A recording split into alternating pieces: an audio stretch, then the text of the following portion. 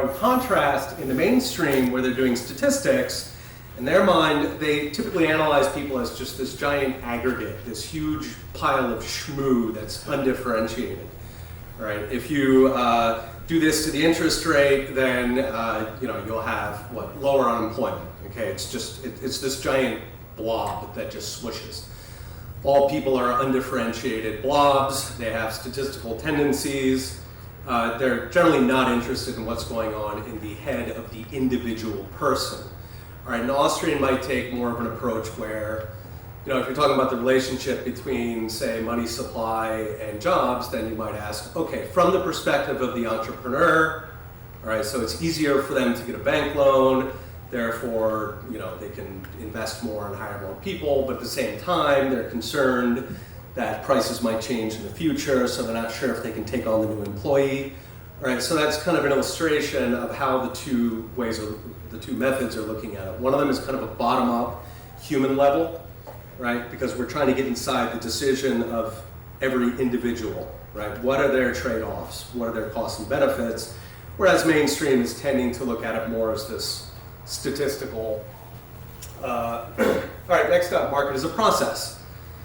This was an important distinction in the 2008 crisis. So there was some difference of opinion between Austrians and Chicagoans. Chicago is sort of the alternative free market school. They tend to be fundamentally Keynesian. They have more respect for free markets and how they create wealth, but their methods are typically more Keynesian, more statistical. And to the Chicago school, we Austrians felt that they were sort of in denial. They were kind of pretending it didn't happen. That Wall Street didn't screw up. Right? Because in their models, the market is perfect. So whatever happened, it could not have been Wall Street. It must have been government who was throwing a wrench in there. And if not for the government, then it all would have been absolutely perfect. And what an Austrian would say is everybody screwed up. There are always misalignment of incentives, right? So yes, the government tends to screw things up the worst, but for example, large companies can screw things up because you can have agency problems, you can have individual brokers who are being paid based on revenue, not on risk. There's all kinds of little macro things that can happen. And to the extent that an organization is larger and more bureaucratic, it tends to have more screwed up incentives, and it tends to behave closer and closer towards the government. Right, so in a nutshell, we would say the market always screws up. It's never, ever perfect. Entrepreneurs are always making the slightly wrong quantity, the slightly wrong product. Their employees are doing slightly the wrong thing. Nothing is ever perfect. It is always a process, right? Now, we pause there and note that the government is far, far worse. It is so much worse that you could probably just abstract and say, yeah, the market's perfect. It's close enough. Perfection is 100, the market can only get to 95, government is like 7. Okay, so it's close enough to perfect, but we still want to be aware that there is the possibility of, there's the constant feature of imperfections, so things can go wrong. Yeah? When you use the phrase the government, right. Are you referring to government at all sizes and scales or not? So how do we define government? So one way to define it is the monopoly on force, but of course, monopoly on force. But of course, in the US, that would mean only the federal government. And even there, monopoly on force is always attenuated. Japan has certain limits imposed on it by its friendship with the US. So that's sort of a standard way to look at it. I think if we're looking at it analytically, what's most useful is to look for feedback mechanisms and opportunities to opt out. Right. That's the answer to my question. In this context, when I say government, I mean all levels of government, but governments are ranged on a spectrum of how harmful they are, based on how hard it is to escape them, and based on how tight the feedback mechanism is. Feedback mechanism in North Korea is extremely remote. If people are upset with the government performance, it's very, very hard to influence them. So the North Korean government would be a particularly bad government. On the other hand, a Liechtenstein has a relatively tight feedback mechanism, and so Liechtenstein is better run. So right, broadly speaking, when I speak of government, I mean organizations founded on force. but the harm they can cause is going to depend on, right, ability to escape and feedback mechanism. Now, in a sense, if we arrange governments... Now we have to define force. Oh, for sure. That's another ambiguous term. Oh, absolutely. For example, in this room right now, we are living in anarchy. We could murder each other, and nothing would happen to us in the short run. So, yes, right. There's all relationships are a spectrum, and they're affected by how difficult it is to escape them. If you are working for a boss, the boss tells you to do things, you obey.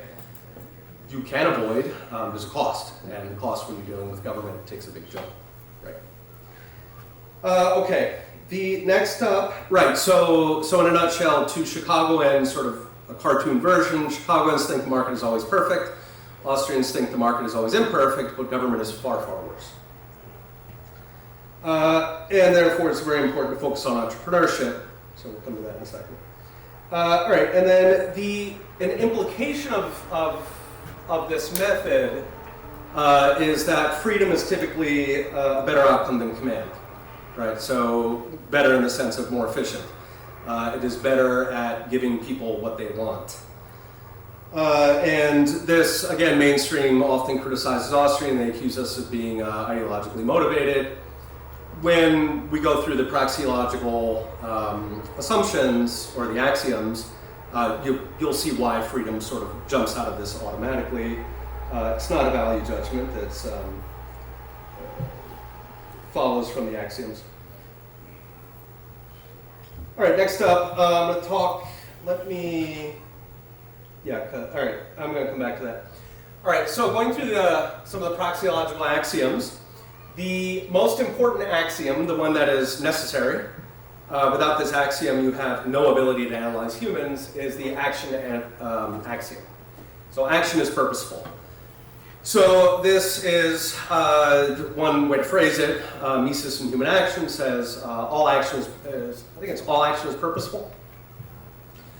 Which, when I first heard it, I thought it was like a Zen koan, okay, great. I mean, that's what action means. Didn't mean much to me.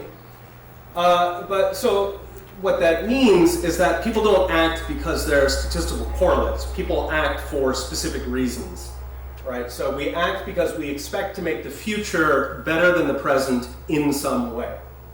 All right. So, for example, if you reach for a coffee, you're doing it because your present state, right, is not as good as you expect to be after you invest the effort to pick up your coffee, you consume the asset of the coffee itself, and you expect that you will then have some enjoyment from that. Okay, so you are trading your present situation of being a little low on coffee for your future situation where you expect to be more content. If you are making a sandwich, right, you are sitting in the living room, you feel hungry, so you can, you have some bread in the kitchen. You can stand up, which takes effort and time. You can walk, schlep all the way over the kitchen. You can make your ham sandwich. This involves a bunch of capital goods that are being used to make the sandwich, right? So you had to put the inputs. You have wear and tear on your knife.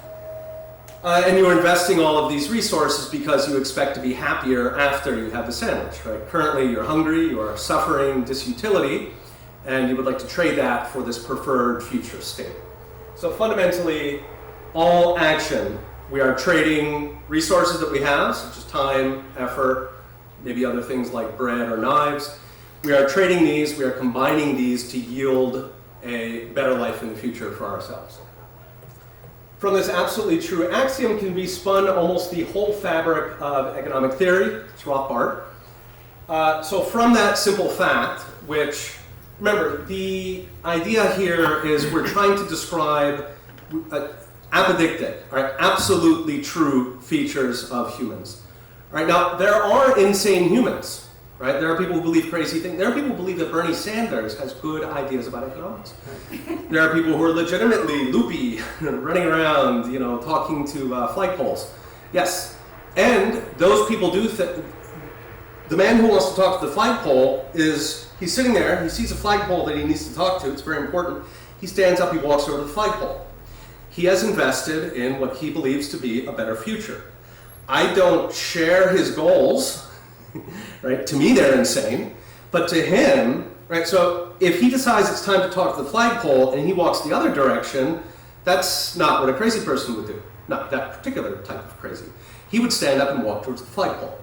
All right, so the point here, right, we are trying to identify a feature of human action that is absolutely true. If you did not do this, you would be dead long ago because you would have stopped the breeding. You would have failed to make the fundamental investments you need. So from this very simple and absolutely true fact of human behavior, we get all of this cool stuff, right? We get the means-ends relationship. So in other words, you take stuff, combine it together, and then you get other stuff. Time structure of production, right? So why do we have, in some countries they build roads using big machines, in other countries they do it with shuttles. Why are they using different types of technologies that have different horizons? We get time preference. Why do people prefer things now to in the future? Therefore, why do interest rates tend to be positive? Diminishing marginal utility, right? Why is the first ham sandwich better than the seventh ham sandwich in a sitting? Law of optimum returns, right? That there's some ideal combination of resources that will give you an optimized result. You get all these really cool features that, I mean, it's really almost the entirety of economics is derived from that one single apodictically true axiom that action is purposeful. Now, you can have error. There's absolutely no question. The man who goes up to talk to the flagpole, that may not have been a flagpole, right? The person who makes an investment, they buy silver and it goes down. Companies invest in products. Most new products fail. Most new companies fail. Most governments fail a lot more, right? There's of course you can have error. The question is expected. When I reached for the coffee, did I expect it to make me happier? Now, it's possible that I'll drop the coffee, right? It's possible that I hit the microphone, I knock it over, I cause a chain reaction, the whole building explodes. Many things are possible, but I expect that the coffee will make me happy, therefore I do it. Therefore, I am behaving purposefully. All right, there are two subsidiary postulates that they aren't strictly necessary. These are more observed. Okay, humans tend to behave this way. Number one, leisure is a good. People enjoy leisure. Now, of course, how do you define leisure? Leisure is non-work. One way to define it would be leisure is an activity where you're not being compensated. All right, so at any rate, we know intuitively leisure is chilling on the couch. So leisure is a good. People enjoy free time. Number two, there's variation in people and resources. Okay, people are different. We want different things. We have different abilities. We have different interests. You put these together and you get an economy. So these three axioms, this alone gives you individuals doing stuff, and you can predict behavior. You can predict how beetles will act if you put a glass down, okay? You can use those for all animals. At these two down here, you start to get towards humans, some other social animals, but humans. So that yields an economy. People optimize time, we optimize resources and effort to maximize our expected happiness. We might, the techniques we choose, the means we choose might be solo. In other words, it might be us going to make the sandwich. It might be achieved with others. We might start a company to compete with Facebook. Whatever the activity is, the point is people are optimizing the time they have, the resources they have, the effort they expect to expend. It's measured in, you can measure in disutility, unhappiness from effort. Of course, some of these create effort, right? Many entrepreneurs enjoy the hard work. Fine, that goes in as effort. It can become a bonus, a side benefit. So anyway, people optimize these. They weigh the costs, they weigh the benefits, they look at what they expect to be the outcome, and then they act. So from this, you can get work, play, exchange.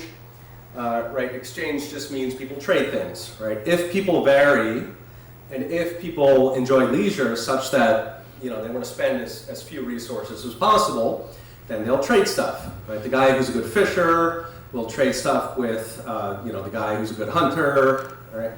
because they differ, and because they enjoy leisure, they want to put the least effort into stuff. Okay, they don't want to spend all day trying to catch a fish when they're really bad at it. They'd rather just trade a little meat to this guy over here so they can go and enjoy leisure instead of the hammock. All right, so work, play, exchange. Sorry about that. Exchange, making friends, finding mates, cooperation, conflict, creation, destruction. Why do people destroy things? Why do people burn down cities? The whole exciting and terrible range of human behaviors you can derive from these three axioms. Charity, iniquity. All right, so this at core is the praxeological method that then gives us all this good stuff, right? So value is subjective, it's all in your head. Individualism, every decision is being taken inside the individual. Japan does not do things, individuals do things. Market is a process, we're learning, we're guessing, we're expecting. Maybe the costs were higher than we expected, maybe we didn't enjoy starting Facebook as much as we thought we would, right? We revise along the way, we iterate. And because we are fundamentally optimizing our choices, the implication is that freedom is better because we best know what we want, right? And I'll get to that in a second. That's the custodian question. And, okay, so what follows from this? All right, so value subjective, radioactive, okay, Christmas decorations was what I used here, but right, you make Christmas decorations, they glow, you're not gonna sell many, maybe to North Korea. For other purposes, okay, value subjective, methodological individualism, individuals act, not millennials or straight or Japan. People exchange because each expects to benefit, right? This is one important conclusion that comes out of this. Right, so if somebody is working at McDonald's under an Austrian way of looking at behavior, they can't be exploited. Because at any given moment, they are an entrepreneur. They are weighing the costs and benefits to themselves from their perspective, right? And they decide that when they wake up in the morning, they would rather go work at McDonald's than they would stay in bed. Now, if they wanted to quit working at McDonald's and you didn't allow them to quit, then yes, absolutely. But at that point, they're exploited. Now, you could argue that it's still making a decision because they're weighing the probability of getting shot, and that's where the violence comes in. But at any rate, if you prevent them from making a decision for some reason, then at that point you can say they're oppressed. You start to use that language. But if they're voluntarily engaging with other people, they're making a sandwich, but they're doing it in a roundabout way, right? Instead of making the sandwich, they go to McDonald's, they do whatever it is they do at McDonald's. McDonald's gives them little bidding tickets. They take those bidding tickets to the supermarket and get ham and bread with it and knives, and they pay rent, and they put electricity in the refrigerator. So they're making a sandwich, but instead of doing it directly by going to the kitchen, instead of using a knife, they're using a McDonald's as part of the input. They have this roundabout method of making a sandwich.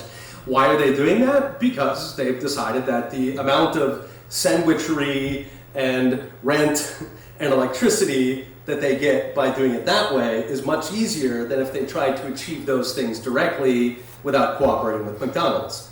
Right? They could, in theory, create electricity. I don't know how, but I guess there's a way. They could do the Gilligan's Island bicycle with the refrigerator, and they could grow wheat in the backyard. They could conceivably do all these things autarkically on their own, but it is a heck of a lot easier to go to McDonald's, work for a while, and convert that into a ham sandwich and rent. So people exchange because each expects to benefit. Anytime two people are voluntarily exchanging, each side thinks they're getting a profit. McDonald's is getting a profit off you when you go to McDonald's, right? They give you something that costs $5, you give them $6. They made a profit. You make a profit when you go to McDonald's, right? Whether you go there as a consumer or a worker, whatever you put into it, you got more back, right? I go to McDonald's and give them $5. The sandwich I got back is worth more than $5. How do I know this? Because otherwise I wouldn't go to McDonald's, right? People do not go to parks and trade $1 bills with each other, identical $1 bills. Why? Because leisure is a good. right? That's a waste of time. Why would you do that? Why would you trade things of equal value? Absolute waste of time. You're losing leisure. People only trade things where they value them differently, right? So this directly follows from axiom of action. If you observe somebody trading, both sides must feel that they are getting more out of the trade than they're giving up. Therefore, and so that's where the freedom comes in, right? So we think, say, freedom of exchange is good, not because we morally like freedom of exchange, many of us do, but it follows logically from the axiom of action. If people are doing it, it must be the best thing for them to do. In their mind, they could be making a mistake, but you want them to be free to exploit all of the entrepreneurial opportunities that they see in their life. All right, there's no such thing as exploitation beyond fraud or force, which governments are able to use force. So, if you want to maximize happiness, then you would maximize voluntary interactions. A branch of economics that sort of analyzes government decisions called public choice, right, is related there. The public choice, so before this field, which I think was around the 1960s, economics as a field generally looked at government through a different lens than voluntary exchange, right? Government were kind of these outside referees, they were outside the system, they were like angels. Public choice looks at bureaucrats as if they are just as immoral, just as moral as the rest of us. And so the reason they would fit in here is that when you are analyzing government behaviors of individual people working in the government, right? Remember, with methodological individualism, you're not saying the U.S. Are you serious? Oh, no. It's 10:30, right? Yeah. We're going until 11? Yeah, 10:45. Are we serious? Yep. Oh. All right. Oh man, I thought I had you guys for now. All right. When we're looking at government agents, right, we also want to analyze them as normal human beings, right? So the U.S. government doesn't do stuff. Individual people in the U.S. government do things. And those individual people, just like all other humans, they have costs and benefits that they weigh. So they have goals in life. They want, bigger headcount, bigger budgets. They want glory among their peers. Maybe they want a pension. Okay, they have their own interests. And so what follows from this method of analyzing people on the individual level is a general skepticism towards government. A, because we assume that government actors are just as self-interested as every other human, including the guy talking to the flagpole, right? All humans are weighing their costs and benefits. And secondly, for the reason that mentioned earlier, that there's much less feedback mechanism, right? If a government agent makes a bad decision, meaning a decision that harms a lot of people or harms more than it helps, it's very remote how that's corrected. Market is a process, rarely instant, never perfect. So I mentioned that, 2008 crisis. And so the entrepreneur is key in the Austrian view of the world, right? We are all entrepreneurs. We wake up in the morning as entrepreneurs. Everything we do is a gamble. We're guessing that we won't die on the way to the party. We won't get struck by lightning. Everything is a guess. And entrepreneurship, right, therefore is inherent to life, everything we do.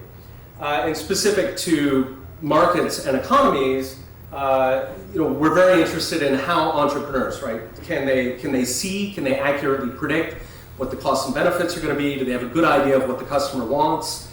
Are there strong feedback mechanisms, right? If they fail to deliver what the customer wants, will they correct course?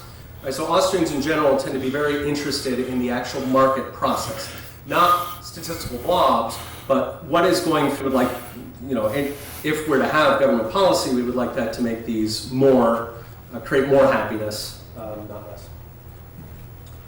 All right. And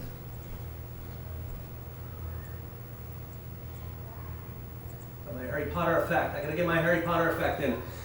Okay, so as I mentioned, Austrian is not explicitly ideological. The method certainly is not. A lot of Austrians end up becoming very sympathetic to free markets because that's what follows from the axioms. So the logic implies a bias for freedom because incentives and information with purposeful action maximize happiness. As I mentioned in Keynes, you tend to have this sort of statistical correlation. And there are two problems with this. So one of them is the Harry Potter effect. This is from Brian Kaplan, actually. But the idea is that J.K. Rowling was writing a Harry Potter book every 2 to 3 years. Okay? So you as a statistician, as a positivist, you could then sit down somewhere during that process and you could say, aha, I have detected a very, very strong pattern, which is that a new Harry Potter book comes out every 2.5 years. So I predict that this shall continue into the future. Now, if you have no knowledge of why Harry Potter books are coming out every 2.5 years, if you're simply observing from 20,000 feet, then that's going to be a crap prediction, right? Because in fact, J.K. Rowling, it turns out, there's a single human who writes these books.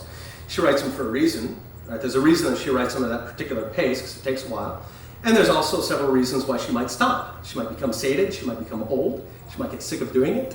There are a number of reasons, and indeed that happened. So that prediction turned out to fail. Right, the point being that any prediction that you're looking at, right, this was topical in 2008 crisis, we heard a lot of, housing has never crashed. There was a lot of, if we look back at the statistics, that's impossible.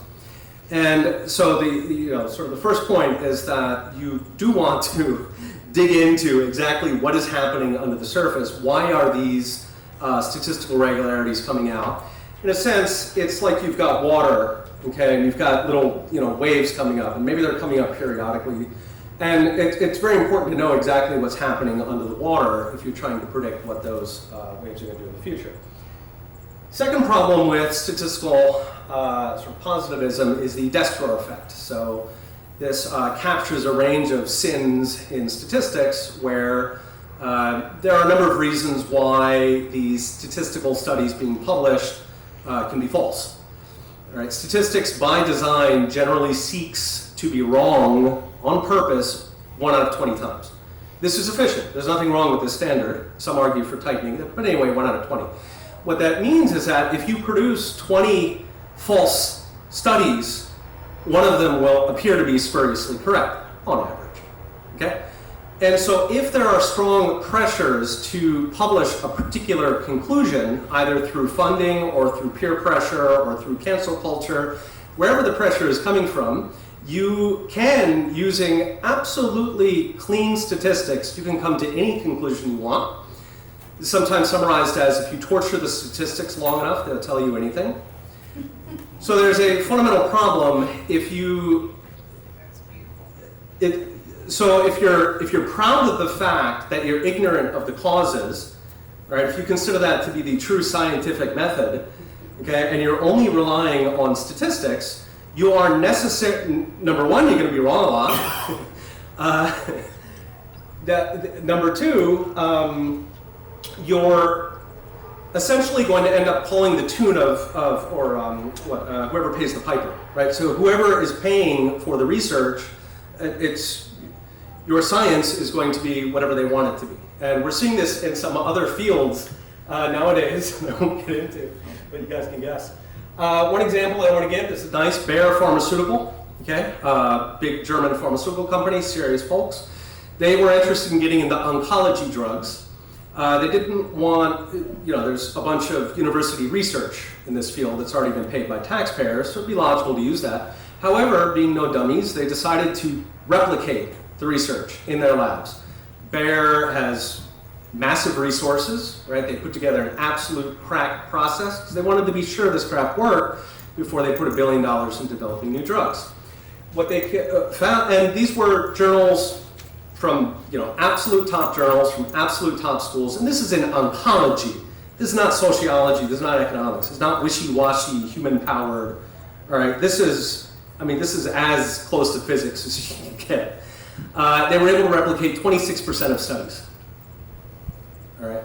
If they can replicate, so in other words, 74% of the top oncological studies are garbage.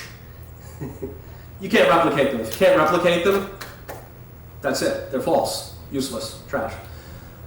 If that is true in oncology, I don't want to imagine what it is in other fields. Okay. So anyway, my point here is that to most people, using a statistical method sounds quite obvious. When you dig into how the sausage machine is made, It's bonkers. All right, so, Austrian, if people are always seeking the best, if they are essentially living their lives as entrepreneurs, right, weighing costs and benefits, then that is always the most efficient. I mentioned earlier the sort of gatekeeper, right? There is an alternative hypothesis, which is that experts should be guiding us instead. So this is the nudge idea, popular on the left, for example. So social engineers doubt that we have the capability of being competent entrepreneurs in our own lives, and so they would like bureaucrats to take control instead. For here, I'll say something nice about Milton Friedman. He had a nice quote where he was sort of arraying, he said, the best decisions you make are when you spend your money for yourself, okay? If you imagine, if you buy dinner, right, you're gonna buy the most accurate, the optimized dinner for yourself if you buy your own dinner with your money, right? You're gonna weigh the cost of the dinner, you're gonna weigh the taste, the nutrition, the whole shebang. Right? On the other hand, if you're buying dinner for somebody else, right, depending, I guess, whether they're a friend or not, if they're a friend, you're internalizing their preferences to some degree. If they're your enemy, then probably less so.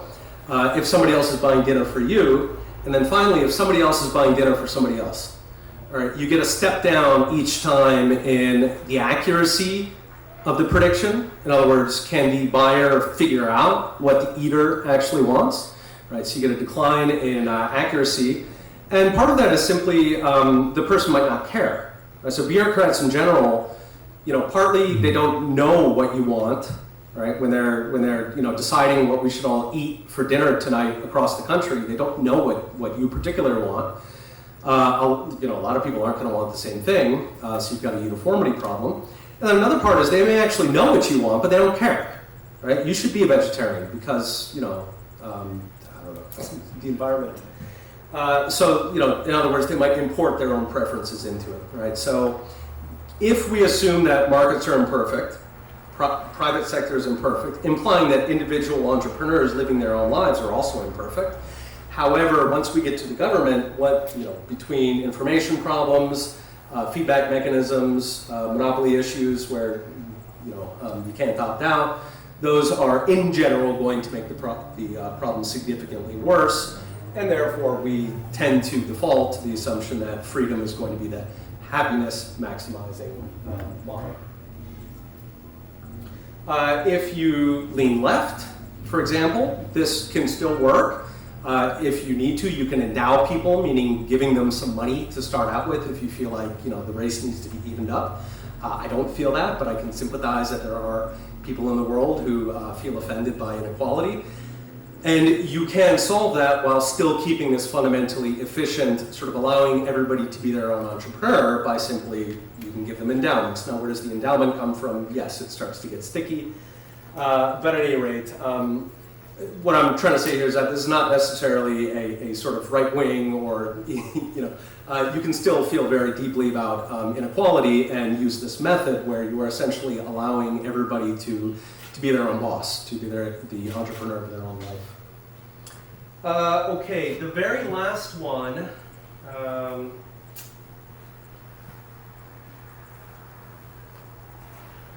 All right, just very quickly, because I only got 5 minutes and I do want to do time for questions. Okay, so I wanted to do 2 applications here of this sort of Austrian method, praxeological method. Universal basic income, right? So if we look at it through the action axiom, then interchange, people working for each other, is trading kindnesses, doing favors for each other, right? I go work at McDonald's because they do favors for me. McDonald's pays my rent indirectly. Okay, so therefore we would not want UBI because a UBI would take us from this world of reciprocal favors where people are doing kindness, I'm doing these wonderful things for strangers I don't even know. I'm making their French fries at McDonald's. I'm doing this wonderful kindness for them, and then they're doing a kindness for me by paying my rent. That's a beautiful thing. This is not something to be erased. I fix my roof, I buy you dinner. Okay, so UBI would lead to a less charitable world. Won't get into the... and another application is money, right? So this was a big question in Bitcoin. Austrian economists were generally much more open to Bitcoin than mainstream economists. And that's because if we look at it praxeologically, money is a good, like any other good. Food gives you two things. It tastes good and it keeps you alive. Okay? There's other features, but those are two main features of food. Similarly, money has two features. It allows you to save, to store value, store purchasing power for the future, and it allows you to transact. Those are definitely connected to each other. But the point is there are two cool things that money does, right? You can save for retirement or for the kids' college, and you can also buy a Big Mac. All right, so in light of that, right, our Austrian Economists' interest or sort of analysis of Bitcoin looked at it as, okay, well, how does it fulfill the two main purposes of money, right? So indeed, you can transact with it. There's fees and speed, and that's all gotten better recently, but yes, you can transact in it. You can save in it. There, it's substantially better than fiat money. And so the sort of general analysis of Austrian, there are some Austrians who don't like crypto or don't think it's going to be viable. There are some who do. But the point is the Austrian method is very open to the idea of things like Bitcoin because we don't obsess on the form. So did it come from government? Is it green paper? We don't obsess on the form. We look at what's underlying, and what's underlying for money, for example, is it's good. What do you do with it? Okay, any questions? Your first thing, action is purposeful.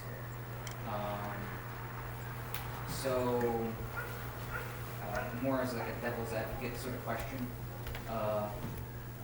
can that be not true if it's made in a context of not having the information necessary to make, not even like a good action, but like an action that would be good for you maybe?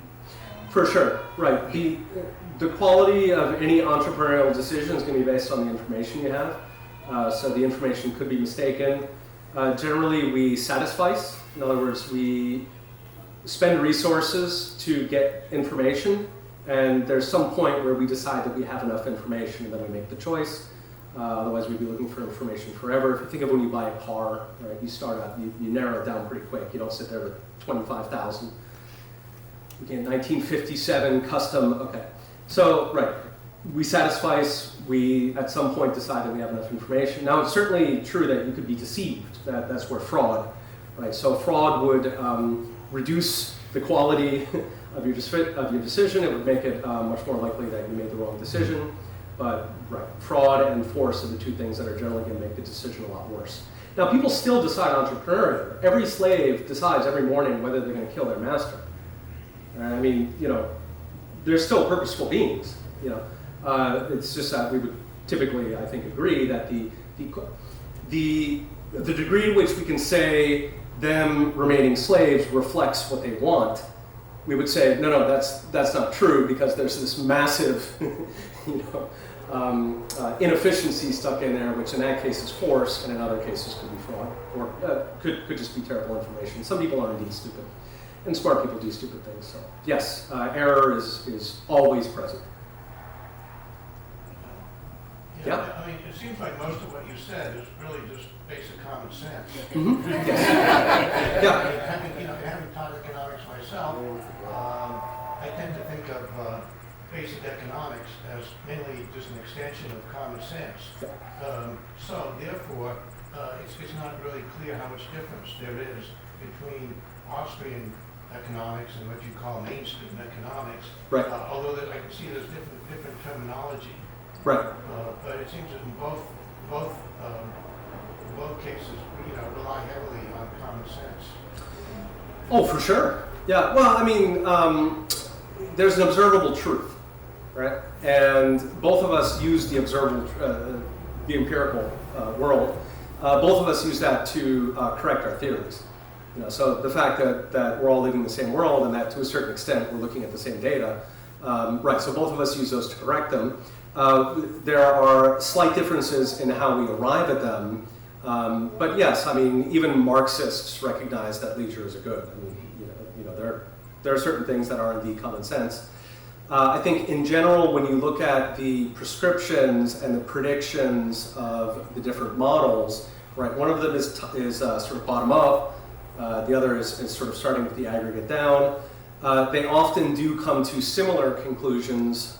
When they differ, that tends to be where it's most interesting for me anyway. But yeah, sure. Okay. Oh, yeah. Could you kind of explain, I came in kind of late, but I'm a public health student, and I'm kind of curious as to how we would apply, Austrian economics to things like healthcare. Because I go to a school with a lot of people who believe in I think what they call is the not market justice, social justice sort of model of healthcare. How would we apply this kind of Austrian technique would that technically be what they consider a free market healthcare? Right. So Austrian in general aims to get things closer to sort of unconstrained individual entrepreneurship in the sense that we would tend to put a lot more weight on patient choice, patients being able to direct their care, to choose how they want to be cared for, having more input into how they're treated. It's very common that in this country, often because of liability, doctors medical providers will often be sort of backed into a corner where they have to force the patients into particular paths of treatment that the patients may not want. So we would generally, I think, see that kind of situation where the job of the medical provider is to provide as much information as possible, right, to improve the quality of the decision of the patient, but that ultimately the patient should, as much as possible, have the choice. Now, we would also argue that the patient should, on some level, they should be buying their own dinner. In other words, there should be some incentive for them to weigh trade-offs, right? So if each patient wants a dedicated oncology wing at Sinai, then that can't be done. Generally, we like the idea that now, and again, if you're worried about poor patients, you can endow them, you can give them a lump of money, right? But you would like patients to weigh both the costs and the benefits, and to as much as possible be informed, but unconstrained in the decisions. Yeah. So you feel that this might improve, I guess, or reduce mistreatment then as well, because patients would be getting incorrect treatments? For sure. It would likely do a lot of things. As you know, there's a lot of incentives in medicine, methodological individualism. Each doctor, each hospital administrator, they have certain incentives, they have billing codes, there's a whole lot of shenanigans that go on. So absolutely, we would like to reduce the distance between, get the decision as close to the patient, where the patient knows they choose X, Y happens, and where they have some skin in the game of both the benefits and the costs. But that would go towards payment also, working with the doctor directly, paying the doctor, where now it's become a myriad of, you don't have a connection where you're trading goods for services. Absolutely, right, it's a feedback mechanism. And it goes both ways, right? Sorry? It goes both ways, that the doctors can choose which patient, right? So For sure. there's in a certain point of view, they don't have choice about who or how, as you pointed out, how they treat patients. So, yeah. Absolutely, and so that's a tough conversation. Right? Oh, for sure. And sort of the natural enemy of Austrian is bureaucracies, no matter which side they're on. So, both parties in a bureaucracy are doing non-optimal strategies. We can talk about optimal, yeah. Yeah. Okay. All right, thanks. If you have any questions, come up to me individually, and otherwise, thanks for getting up early.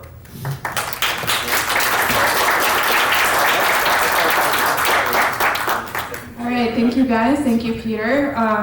We have another speaker coming in about 10 minutes, 5-10 minutes. It's going to be Dennis Pratt. He'll be speaking about Liberty 101, what is a libertarian? So if you're curious, you can stick around. And we'll have plenty of other talks today. Again,